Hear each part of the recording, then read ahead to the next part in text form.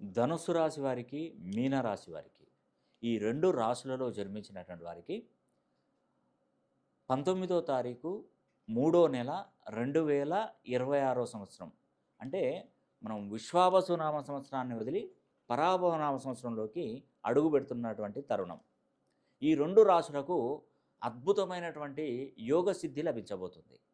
ఎందుకు ఈ యోగ సిద్ధి ఎందుకు లభిస్తుందంటే, నవనాయకుల ఫలితాలలో చూసినట్టయితే రాజుగా వ్యవహరిస్తున్నటువంటి వాడు గురువు.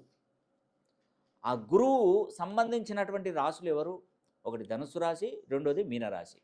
ఇప్పుడు రాజు దగ్గరే ఉంటుందండి ధనాగారం. అతనికి ఎంత కావాలనుకున్నా, ఎంత ఖర్చు చేయాలనుకుంటే అంత ఖర్చు చేస్తాడు. ఎంత సంపాదన పెంచుకోవాలనుకుంటే అంతా పెంచుకుంటాడు. ఒక చిటికే వేస్తేనే కోట్ల రూపాయల సంపాదన తన ఖజానాలో నిండుకుంటుంది ఒక రాజు చిటిక వేస్తే. అలాగా ఈ 2026వ సంవత్సరం ఉగాది పర్వదినం నుండి రాజుగా వ్యవహరిస్తున్నటువంటి గురుడు చిటిక వేయనున్నాడు.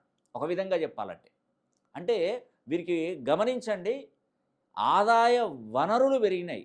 చూసుకోండి ఒక్కసారి మీరు ధనుసు రాశిని చూడండి. ఆదాయం 14, వ్యయం 11, రాజపూజ్యం 5, అవమానం 6గా ఉందండి ధనుసు రాశి వారికి.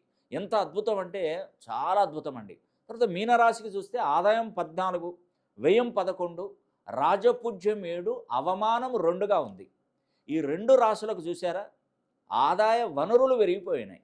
కాబట్టి మీరు ఈ సంవత్సరం ఏం చేస్తారు? ఉద్యోగం సంపాదిస్తారా? సంపాదించుకోండి. కోట్లు సంపాదించండి, లక్షలు సంపాదించండి, వ్యాపారంలో ముందంజలో ఉండండి, టెండర్లు వాడండి. మీరు ఏది పని మొదలుపెట్టినా దాంట్లో డబ్బు సంపాదన తప్ప మీకు ఏమీ నష్టమైతే ఉండదు. నేను ఒకటే చెప్తున్నానండి, 27వ తారీఖు 3వ నెల 2026 సంవత్సరంలో కలికల్మష నాశన మంత్ర హోమం జరిపిస్తున్నాను.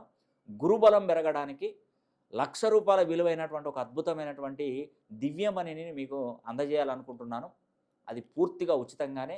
మీ పేరు గోత్రనామాలు మాకు పంపించండి. కేవలం 300 మందికి మాత్రమే ఇది నేను ఇస్తాను. దీనికి ఒకటి స్వార్థం ఉంది.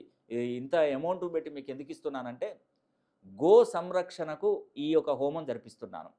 ఎందుకంటే మీకు ఈ రత్నం పంపించిన తర్వాత ఆ సంవత్సరంలో బాగా సంపాదించి ఉన్నతంగా జీవించిన తర్వాత మీరు కల్మషం లేకుండా, మనస్ఫూర్తిగా స్వార్థం లేకుండా, ఇచ్చిన మాట తప్పకుండా మీరు మా గో సంరక్షణ శాఖకు డొనేట్ చేయాలి.